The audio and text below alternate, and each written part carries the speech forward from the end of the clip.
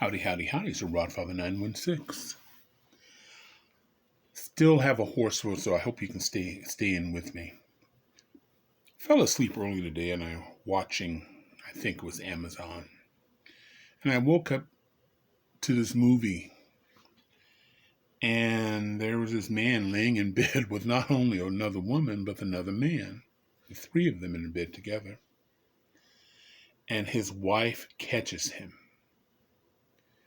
And she makes no sound. She wasn't outraged or anything like this.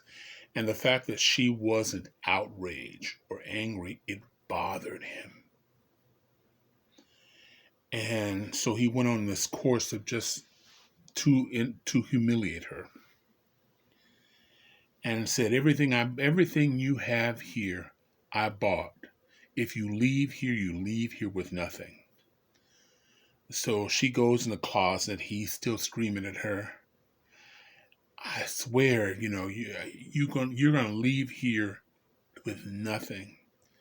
And so she goes in this closet. She comes out, and she has this cloth bag that looks like an art project, and she's completely naked. And so she's walking down the stairs. He's screaming at her. He doesn't push her or anything, but he's just screaming at her. And as she's walking, she leaves this mansion. And there's gates and there are people working in the mansion. People outside doing the lawns. And she walks naked and what gets everybody's attention. And I was like, okay, you could have took something. What were they going to do? Rip it off you? I wouldn't have done it. But as she was walking down, she had a look on her face like it was peace. It was over. And as I looked through her, and she left her part of town, the luxury part of town, and it came into the middle class area or lower middle class. And I don't know if this is done in Spain or Mexico, but she's walking, people are coming out, and she's naked. And she's just has this serene look about her. And as she was walking, I said, I can relate to this chick. Because I have a lot of pride. And some days you just don't give an F. You know what I'm saying? Because he controlled her with possessions. That was his way for it. So that allowed him to cheat and do whatever he wanted to. But whatever happened this particular day, she'd had enough. And so there were strings to his love. And I thought about that. And I have a problem with strings. A family member or friend or someone buys you something. And then later on, you discover that item that they bought for you was not from the heart. There was an attachment to it. And I've experienced that with friendships and family. One year I was sick. I think I had blood clots or something. And someone had bought me an expensive electronic gift. Now, I'm kind of wacky. I buy a whole lot of stuff from Amazon, or I used to before the boycott, or eBay, or all these places. But I don't open a package until I have a home for it. So on my shelf was this box with this expensive item on the cover. I had no idea, and it sat in the kitchen for almost a year. And when I opened it up, it turned out to be an expensive electronic item. And I was so embarrassed. I called my friend. I said, listen, man, I am so sorry. You bought me this thing a long time ago and I didn't acknowledge it. And I said, I didn't acknowledge it. I didn't open it because I'm just whacked out that way. And he goes, no, I bought that for you.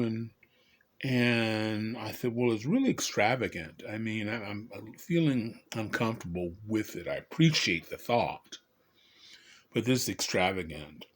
No, I'm probably your only friend who bought that for you. And from that day forward, twice a day he'd call me and he'd tell me about this expensive electronic program. And I remember talking to a friend, not mentioning names, but I said, I can't, this gift, it's a very generous gift, but I can't accept it. It's too expensive for me. And what I meant by that was it comes with a string.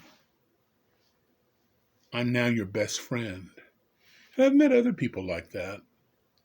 And it's hard for me when somebody does that. I get angry and resentful because I buy things for friends and family members because I just think it's something they enjoy based on what I know about them, based on their personality. And I don't tell anybody. It's something that I got for you because I thought you would like it. I'm not walking through and telling our friends, because I know people like that. Yeah, I got that for Rod. Got that for Big Rod Father. Yeah. And I'm sitting there saying to myself, you know what? You can have this shit back. I mean, I'm not a SEAL. Or somebody, because you guys have an argument, they'll say, you sit here and talk to me like that, and I bought you this and I bought you that, and let me pack it up for you. Let me pack it up for you, and that way you can have it, because again, I can't afford it. And there are family people that way. They're friends, and I don't get it. But not everybody thinks the same. But I don't get it. I got you this. No one will ever know unless you tell them. And I actually prefer you didn't tell them. Because I may have gone buy stuff for other people now. But yeah, so I got her and I'm like, chick, get some clothes on. And I realized, I said, I would do that. Of course, I would never be back in that town. I'd find me a job at a Popeyes until I got some money for the next town. But this town would never see me again. But I walk away with my dignity intact. But strings, I don't get it. Never will get it. There are certain things that only certain people get. That's not one of the things I'll get. So, I'm going to end here. Be safe. It's crazy out here. I'd appreciate it if you follow. Give me a thumbs up if you're on Facebook. I'm sorry, on YouTube. And give me a like. I'd appreciate that. And I'd like to hear what you have to say about this. Somebody, they buy you something. Next thing you know, you got to show everybody in the neighborhood what they bought you. Take it. This is Rod Father wishing everybody love, joy, peace, and happiness. Bye.